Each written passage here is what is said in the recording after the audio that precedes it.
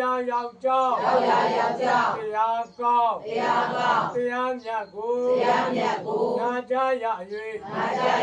နိဗ္ဗာန်ကိုမျက်မှောက်ပြုနိုင်ပါစေသာအရှင်ဖျားဣဒံမေပုံညာသဗ္ဗတဒါနံအာဇိမဣဒံမေပုံညာယာတိနံ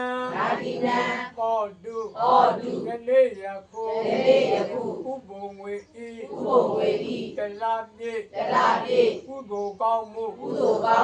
လုပ်တာအချိန်ကာလ၌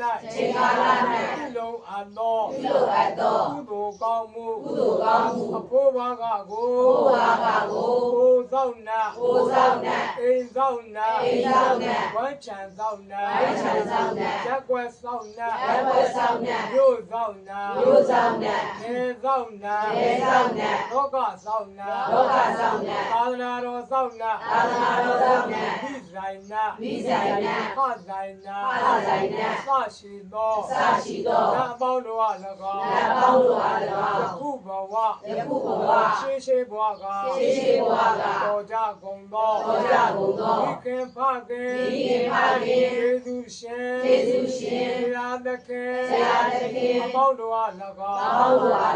ဒီနေရာဒီဌာနသို့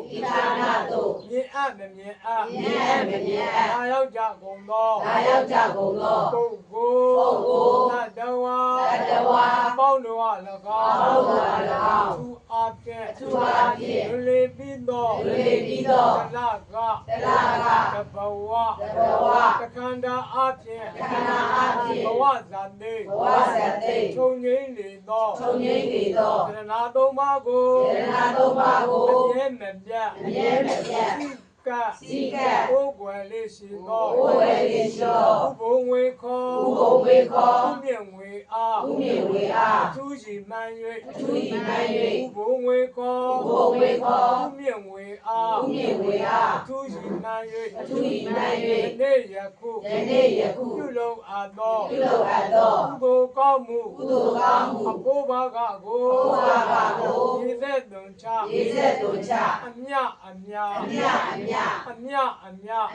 အမြပေးဝေပါကုန်၏30ဘုံရှိကြကုန်သောဝိနည်း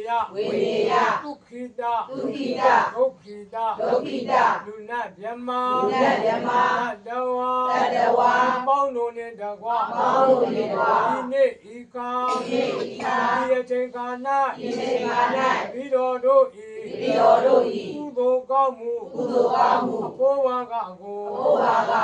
မျော်လင့်တောင်းတဆောင်စား၍ရှိကြကုန်သော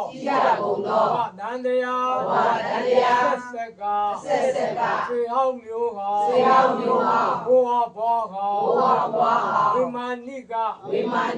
ပိတ္တာအပေါင်းတို့မှစပြု၍အလုံးကုန်သောနတ်မြမတဝါအပေါင်းတို့အားရေသက်သွန်ချအမြ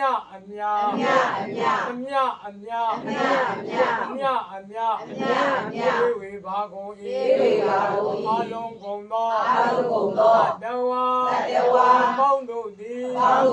မြရ၍ကိုယ်စိတ်နှပြချမ်းမာချမ်းသာကြသည်ဖြစ်ကြပါစေသောဥပုံဝင်နှင့်တပါ